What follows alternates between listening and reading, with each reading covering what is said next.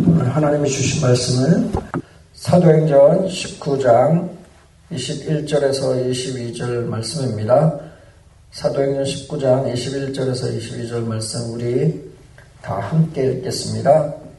이 일이 있은 후에 바울이 마게도냐와 아가야를 거쳐 예루살렘에 가기로 작정하여 이르되 내가 거기 갔다가 후에 로마도 보아야 하리라 하고 자기를 돕는 사람 중에서 디모데와 에라스도 두 사람을 마게도냐로 보내고 자기는 아시아에 얼마 동안 더 있으리라. 아멘. 할렐루야. 오늘도 주님 앞에 나온 우리 모두에게 하나님의 크신 은혜가 임하기를 간절히 기도합니다. 오늘은 사도행전 19장 21절에서 22절의 말씀을 가지고 머무름이라는 제목으로 하나님의 말씀을 전하겠습니다. 오늘도 말씀을 듣는 가운데 우리 각자 한 사람 한 사람에게 들려주시는 하나님의 음성이 들려지기를 간절히 소망합니다. 또한 오늘 말씀을 통하여 우리 모두에게 성령님의 특별한 기름 부으심과 영과 육의 회복과 치유의 은혜가 있기를 예수 그리스도의 이름으로 축복합니다.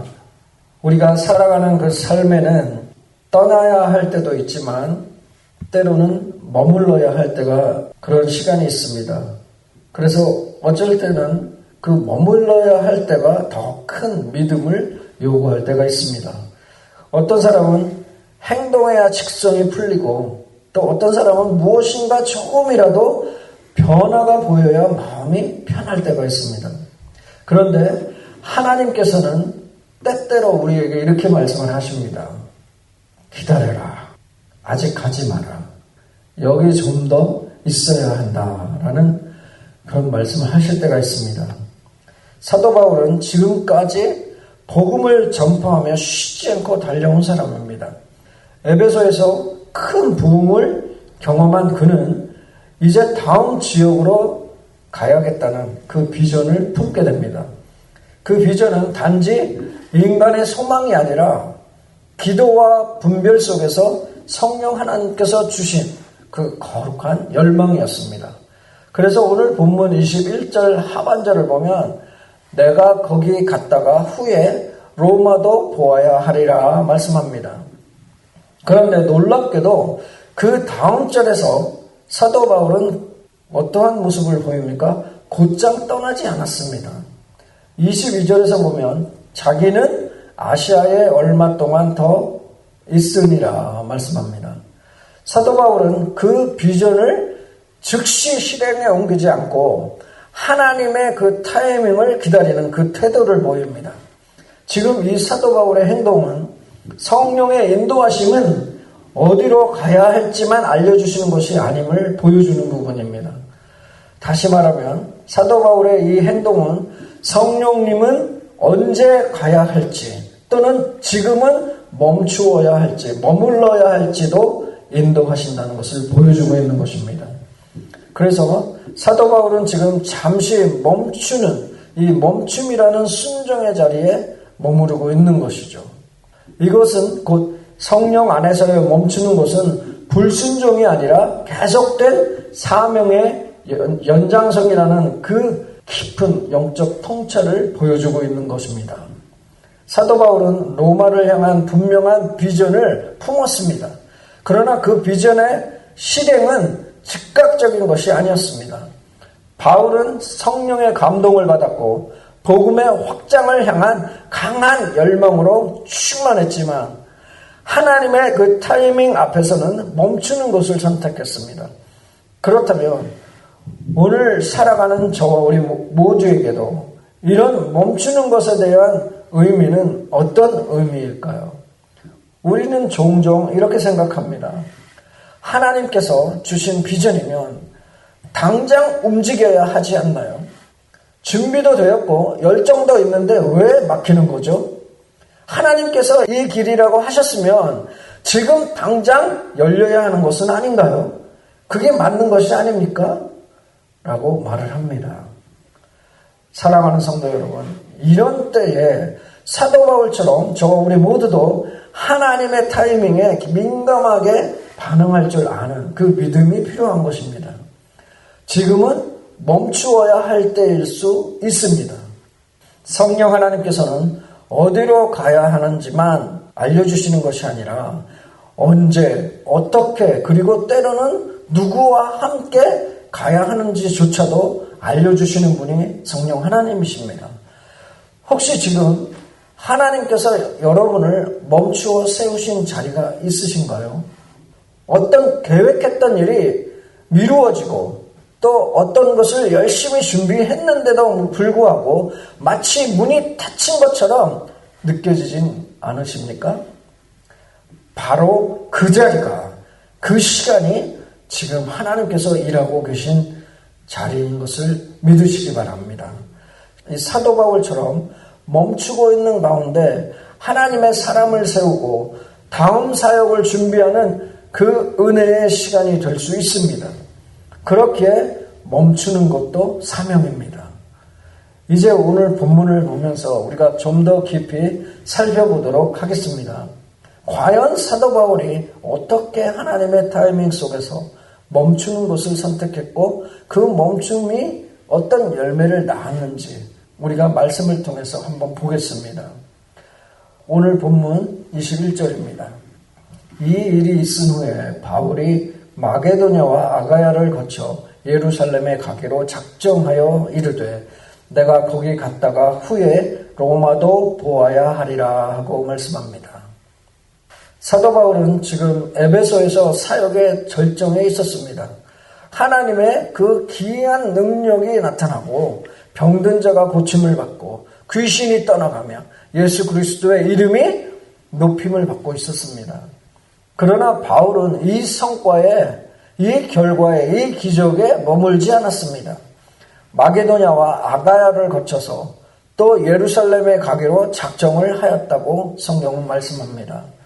여기서 작정하여라는 말은 단순한 그런 생각이나 또 인간적인 의지가 아닌 깊은 영적 결단과 성령 안에서의 그 다짐을 의미합니다.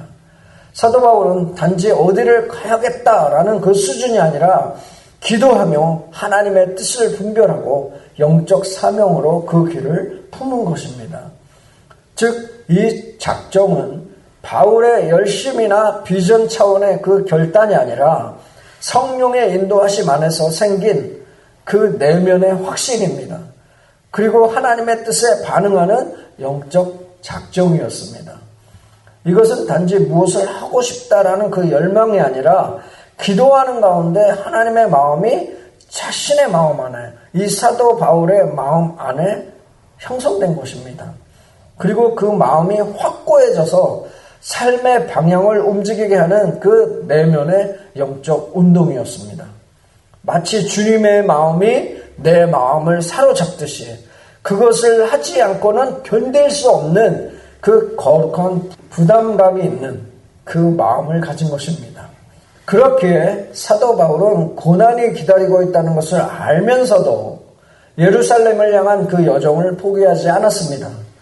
훗날 이 예언자 아가보라는 선지자가 예언자가 바울이 예루살렘에서 결박당하는 것을 경고할 때도 바울은 이렇게 고백합니다. 21장 13절의 말씀입니다. 바울이 대답하되 여러분이 어찌하여 울어 내 마음을 상하게 하느냐. 나는 주 예수의 이름을 위하여 결박당할 뿐 아니라 예루살렘에서 죽을 것도 각오하였노라 하니 말씀합니다. 사도 바울은 성령 안에서의 그 작정이 그 어떤 위험보다도 크다는 것을 알고 있었던 것입니다. 이와 비슷하게 느헤미야 선지자를 우리가 떠올릴 수 있습니다. 느헤미야 선지자는 수산궁에서 편안한 그런 삶을 살고 있었습니다. 하지만 예루살렘 성벽이 무너졌다는 그 소식을 들었을 때에 그는 마음이 무너졌고 금식하며 울며 기도를 했습니다. 그는 아무도 시키지 않았지만 하나님의 마음이 그의 마음 안에 부어진 것입니다. 하나님의 마음이 그의 마음에 작정으로 심긴 것입니다. 이것이 성령 안에서의 작정입니다. 우리가 짐 엘리엇이라는 그 선교사님을 떠올릴 수 있습니다. 그는 젊은 나이에 모든 것을 다 내려놓고 에콰도르라는 그 아우카 부족에게 복음을 전하기 위해서 떠났습니다. 많은 사람들이 그에게 말렸고 또 위험하다고 경고를 했었죠. 하지만 이 짐 엘리엇은 성령 안에서의 그 작정이 너무도 분명했기 때문에 이렇게 고백을 합니다. 영원한 것을 얻기 위해 영원하지 않은 것을 버리는 자는 결코 어리석지 않다라는 그 말을 했습니다. 그는 이 짐 엘리엇은 실제로 아우카 부족에게 살해를 당합니다. 그의 죽음 이후에 그 부족 전체가 복음을 받아들이는 그런 놀라운 일이 일어납니다. 이 짐 엘리엇의 삶은 성령 안에서의 작정이 단지 열정이 아닌 순종의 열매임을 보여준 것입니다. 오늘날 우리들에게도 이런 성령 안에서의 작정이 필요합니다. 하나님께서 주신 비전이 있다면 그것은 내 열심이나 야망이 아닌 기도 가운데 말씀이 생각나게 되어 있습니다. 그리고 마음속에 떠나지 않는 그 부담감과 방향성이 생길 때 분별될 수 있습니다. 사랑하는 성도 여러분, 그런데 이런 때에 중요한 것은 무엇인지 아십니까? 어떤 때는 그 작정이 곧바로 실행되지 않을 수도 있다는 것입니다. 잠시 멈추어야 할 수도 있고 우리가 머물러야 할 수도 있고 기다려야 할 수도 있습니다. 바로 오늘 사도 바울이 그런 경우입니다. 그는 그렇게 작정하고 나서도 바로 떠나지 않았습니다. 우리가 22절에 보면 자기는 아시아에 얼마 동안 더 있으니라 말씀합니다. 사도 바울은 떠날 준비가 되어 있었지만 하나님의 뜻이 아직 지금은 아니다 라고 느꼈기 때문에 그 자리에 머무른 것입니다. 또한 그것이 하나님께 대한 순종이라 여겼던 것입니다. 이러한 모습은 마치 다윗이 하나님의 성전을 짓고 싶어 했던 그 장면과 비슷합니다. 다윗은 진심으로 그의 마음 가운데는 하나님의 성전을 짓고 싶어 했습니다. 정말 마음과 뜻을 다해서 하나님의 성전을 짓고 싶어 했습니다. 그러나 하나님께서는 그 사명을 그의 아들 솔로몬에게 맡기셨습니다. 그래서 다윗은 하나님께 순종하여서 모든 준비만 다 마친 후에 아들 솔로몬에게 넘겨줍니다. 우리에게 열망과 작정이 있어도 하나님의 타이밍에 멈출 줄 아는 그 순종이 진짜 믿음입니다. 제가 앞에서 잠깐 말씀을 드렸지만 짐 엘리엇 선교사의 이야기를 우리가 기억해야 합니다. 왜냐하면 그의 아내였던 엘리자베스 엘리엇 선교사의 이 이야기를 우리가 기억해야 합니다. 이 아내의 이야기가 바로 멈추는 사명, 그 멈추는 사명을 보여준 것입니다. 그녀는 그녀의 남편 짐 엘리엇이 아우카 부족에게 복음을 전하려다 순교를 했습니다. 그래서 그녀는 당장 떠나기를 원했지만 기도 가운데 멈춤의 마음을 받았습니다. 그녀는 그래서 남편을 죽인 그 부족을 용서하고 2년 뒤에 다시 찾아가서 복음을 전하고 결국 그 아우카 부족 전체가 예수를 믿게 되는 그 놀라운 역사를 이루게 됩니다. 만약에 그녀가 상처를 받아서 곧장 그 상처의 피해로 떠났다면 그 멈추는 시간에 하나님께서 하신 일을 보지 못했을 것입니다. 저와 우리 모두의 삶 속에서도 이런 일이 있습니다. 목사님, 이 직장을 떠나야 할까요? 말아야 할까요? 지금 이 일을, 이 사역을 그만두어야 할까요? 새로운 사역지를 가야 하겠습니까? 라는 물음이 있습니다. 때로는 우리가 기도하며 마음의 결단을 했음에도 불구하고 지금이 아닌 것 같은 그 내면의 정지가 올 때가 있습니다. 그때 우리는 성령의 타이밍을 신뢰하며 멈출 수 있어야 합니다. 그 멈춤은 회피가 아닙니다. 그 자리에 머무는 것, 그것이 믿음의 사명일 수 있습니다. 바울처럼 작정한 후에도 멈추고 하나님이 다시 가라 하실 때까지 기다릴 줄 아는 성숙함이 저와 우리 모두에게 필요한 것입니다. 그런 믿음의 성숙한 소유자로 살아가는 저와 우리 모두가 되기를 예수 그리스도의 이름으로 축복합니다.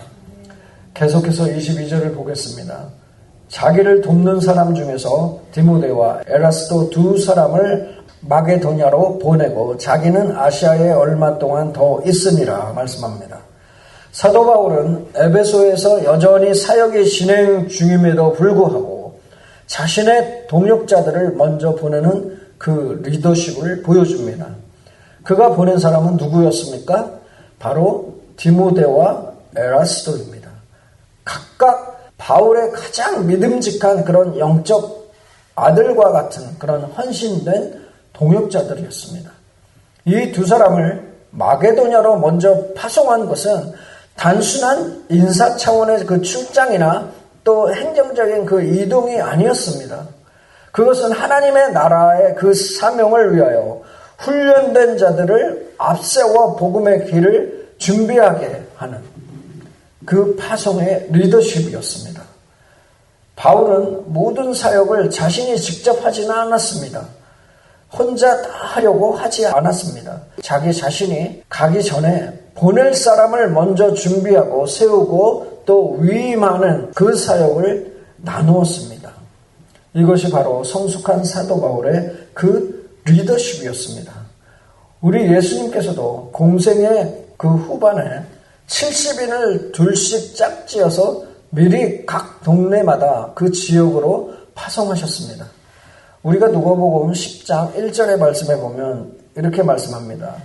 그 후에 주께서 따로 70인을 세우사 친히 가시려는 각 동네와 각 지역으로 둘씩 앞서 보내시어 말씀합니다. 예수님께서도 모든 마을을 혼자 다니지 않으셨습니다. 제자들에게 먼저 사명을 맡기시고 먼저 보냄으로써 하나님의 나라를 확장해 가셨습니다. 이처럼 파송은 단지 조직의 위임이 아니라 복음의 통로를 준비하는 그 믿음의 훈련이었습니다. 우리의 가정에서도 이러한 리더십이 필요합니다. 많은 부모님들이 자녀들에게 공부 열심히 해라, 열심히 잘해라, 착하게 살아라 이렇게 말을 하죠. 하지만 어떻습니까? 정작 그 말을 한 부모는 그 삶의 본을 보여주지 않고 모든 것을 직접 통제하거나 대신 해주려 합니다. 그러나 진짜 리더십은 자녀가 실수할까 두려워 모든 것을 대신해주는 그런 것이 아닙니다. 자녀를 믿고 맡기고 훈련된 자로서 보내는 것입니다. 직장에서도 마찬가지죠. 자기가 없으면 안 되는 것처럼 착각하고 다 자기가 하려고 합니다. 교회에서도 마찬가지입니다. 어떤 목회자는 내가 없으면 안 된다라는 생각으로 모든 사역을 혼자 다 감당하려고 합니다. 하지만 사도 바울은 자신이 있어야 할 그 자리를 지키면서도 사역을 나누고 사람을 세우고 파송하는 그 리더였습니다. 그는 자기 중심적 사역자가 아니라 하나님 나라의 중심의 사역자였던 것입니다. 사도 바울이 디모데와 에라스도를 보낸 이유는 단지 사역 분담이 아닙니다. 그것은 그가 이미 품은 그 비전, 로마까지 가고자 하는 길, 그 방향을 위해서는 사람이 준비되어야 했습니다. 그리고 하나님께서 보여주시는 내가 가야 할 길을 미리 예비하는 그 순종의 여정이 있어야 했습니다. 우리의 사역, 가정, 그리고 직장, 심지어 인간 관계에서도 이 원리는 똑같습니다. 하나님께서는 홀로 성공하는 자를 찾지 않으십니다. 함께 준비하고 세우고 보낼 수 있는 자, 즉 사람을 남기는 자, 사람을 세우는 자를 통해서 일을 하십니다. 우리의 질문은 이것입니다. 나는 누구를 세우고 있는가? 나는 누군가를 보내기 위한 준비를 하고 있는가? 혹은 반대로 나는 누군가에게 보내어짐을 받을 그만큼 준비된 사람인가? 사도 바울은 자신이 보낼 수 있는 사람들을 곁에 두고 있었습니다. 그리고 그들을 먼저 파송함으로써 하나님의 나라의 큰 그 그림을 준비하는 그 선지자적 리더십을 보여주었습니다. 그것을 실천했습니다.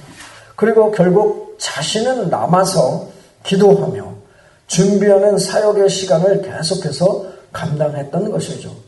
사랑하는 성도 여러분, 사도 바울이 보여준 것처럼 성령 안에서의 그 작정과 멈추는 것은, 그리고 그 멈춤 속에서 사람을 보내는 이 리더십의 모습이 담겨진 이 21절과 22절은 연결된 장면입니다. 내가 지금 가고 싶은 곳이 있어도, 지금 해야 할 일이 보여도 먼저 준비된 사람을 세워 보냅니다. 그리고 나는 기다리며 기도하고 준비할 수 있다면 그건 하나님의 나라의 큰 그림 안에 쓰임받는 성숙한 그리스도인이라는 것입니다.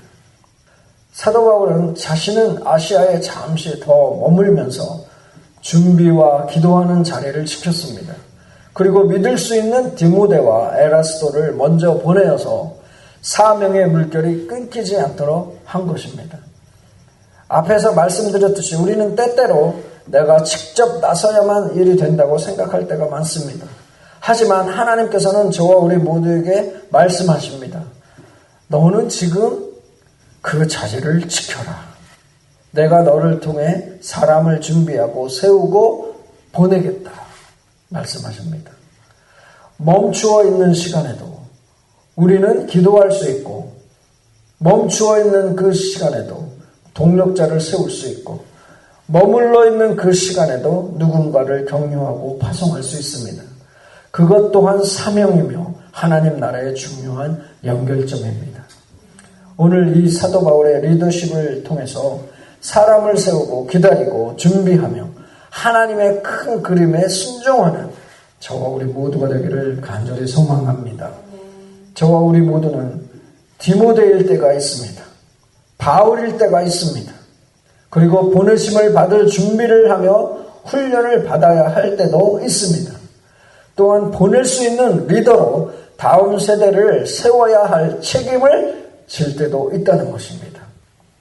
사도 바울은 지금 가지 않음이 아니라 머무름을 택했습니다. 그리고 이 멈추는 것은 단순한 쉼이나 회피가 아닌 성령 안에서의 그 깊은 순종이자 사명의 연장이었습니다. 우리는 이 장면을 통해서 배웁니다.